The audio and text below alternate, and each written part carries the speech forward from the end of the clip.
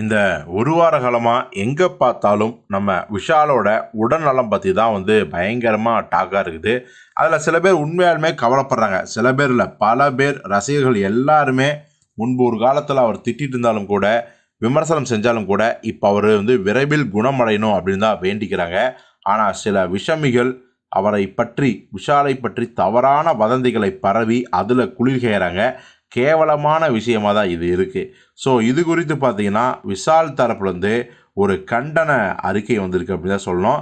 அதாவது விஷால் மக்கள் நல இயக்கத்தை சேர்ந்த ஹரிகிருஷ்ணன் என்கிற செயலாளர் பார்த்தீங்களா, அவர் தான் ஒரு அறிக்கை விட்டுருக்காரு. அதெல்லாம் சொல்கிறேன்னா, பத்திரிகை, ஊடக, வலைத்தள மற்றும் பண்பலை நண்பர்கள் அனைவருக்கும் வணக்கம்.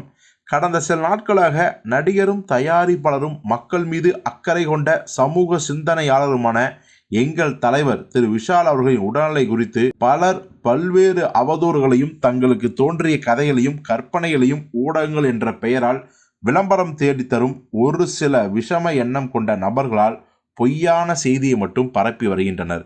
தற்போது இதனை எழுதும் நோக்கம் அவர்களுக்கு பதில் கூற வேண்டும் என்ற எண்ணமில்லை.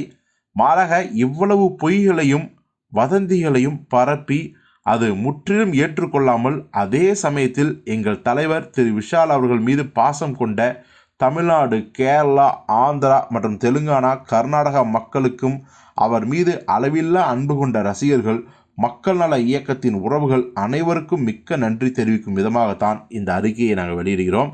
திரு விஷால் அவர்களுக்கு உண்மையில் என்ன நடைபெற்றது என்பதை மருத்துவர்கள் அதிகாரப்பூர்வமாக அறிவித்த பின்பும் ஜனநாயகத்தின் 4வது தூணான இந்த ஊடகங்கள் மற்றும் பத்திரிகைகள்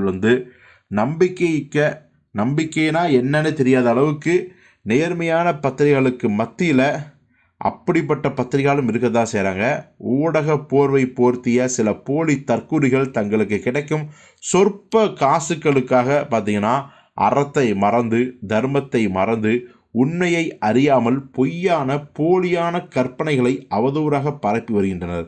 அவர்களை எப்போதும் மக்கள் நிச்சயம் அடையாளம் கண்டு கோமாளி ஆக்குவார்கள் அப்படிங்கிற நம்பிக்கை எங்களுக்கு இருக்குது. ஸோ இங்கே யாரையும் நாங்கள் தனிப்பட்ட முறையில் விமர்சிக்க தயாராக இல்லை.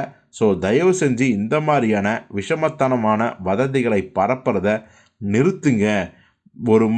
மீண்டும் ஒரு முறை எங்கள் தலைவர் திரு விஷால் அவர்களின் மீது பேரன்பு கொண்ட அனைவருக்கும் எங்கள் நன்றி கலந்த வணக்கங்கள் அப்படின்னு சொல்லி 2 விதமாக சொல்லியிருக்காங்க.